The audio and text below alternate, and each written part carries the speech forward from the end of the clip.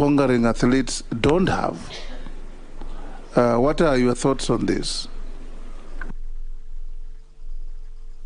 Thank you, Mr. Chairman. A very good question.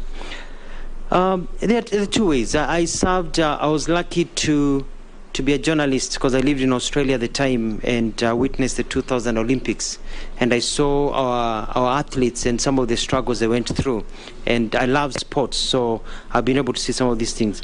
And one of the programs that I have in place is to set up our protocol officers, not only for athletes, but even to Kenyans. Kenyans have been complaining that when they go to embassies, they're not treated well.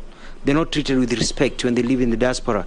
And I want to ensure that when you go to an embassy, to a high commission as a Kenyan, you are treated with the respect and dignity that you deserve as a Kenyan, and you can come out saying, yes, my country really loves me. So I'm going to institute a program to take care of athletes and even top business people when they go to these countries, because they are also income earners. They are bringing foreign exchange to our country. It is also a shame that even some of our soccer players, we've seen them in the past sleeping in airports because there was no proper protocol or there's no money. And so I'll be coming back to Parliament and requesting for funds so that we can always have an emergency kitty in our high commissions and embassies, so we can be able to fly and take care of our soccer players. If there's a player or athletes that has fallen in the wayside, to remove that shame and give them the recognition that they deserve. We also, one of my plans that I put through as Kenya Kwanza plan is also to have a program for our athletes on how to invest and save their money, so that as they make their money, they are not just spending their money. Part of their money is going into saving, because you cannot run forever.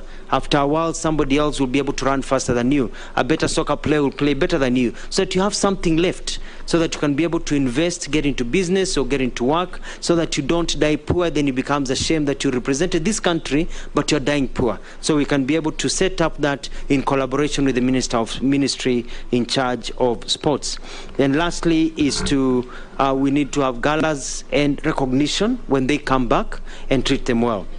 When it comes to issues of diplomatic passports, I totally agree with you. And I'll be, if I'm nominated, if I'm approved and sworn in, I'll be taking to Cabinet a memo to discuss on who should and who should not have diplomatic passport. With the introduction of the service passport, we need to come up with a clear criteria. In my mind, for example, I think that members of parliament who are our top diplomats, because they understand the problems on the ground, they should be able to be facilitated to go overseas with the right documentation to be able to work, not just people who are connected to have diplomatic passports. But also we need to live to save the sanctity of the diplomatic passport, because if a diplomatic passport is given to everybody around, it lowers the ranking of our passport, which means that our Kenyans who are down there, Mama Bogas, now have to line up for more visas. So it's a balancing act.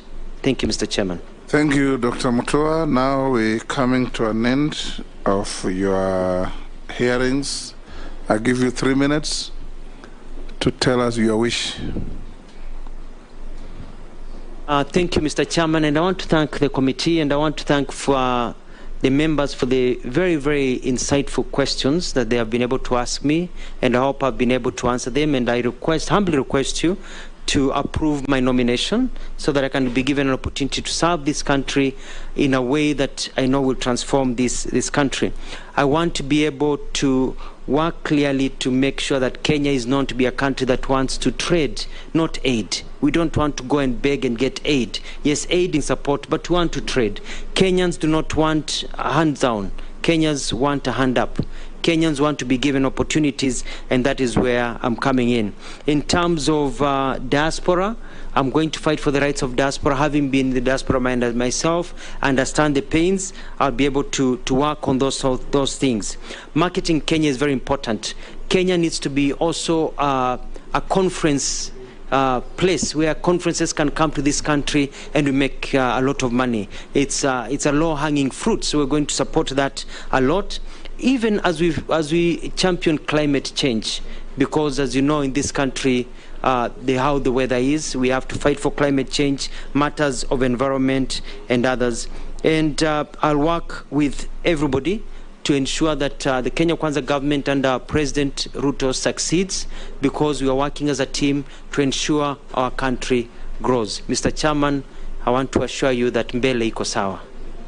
Thank you.